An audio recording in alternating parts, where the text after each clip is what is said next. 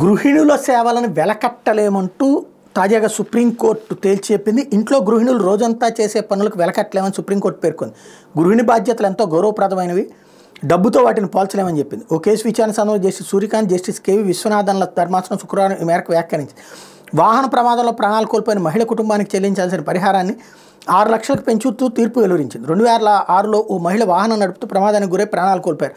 ఆమె నడిపే వాహనానికి బీమా చేయించలేదు. మృతురాలి భర్త, మైనర్ కుమారుడికి కలిపి 2.5 లక్షలు చెల్లించాలని మోటార్ వాహన క్లెయిమ్స్ ట్రిబ్యునల్ ప్రమాదానికి కారణమైన వాహన యజమానిని ఆదేశించింది. దీనిపై మృతురాలి కుటుంబం ఉత్తరాఖండ్ హైకోర్టును ఆశ్రయించింది. మృతురాలు ఉద్యోగిని కాదు, కేవలం గృహిణి మాత్రమే.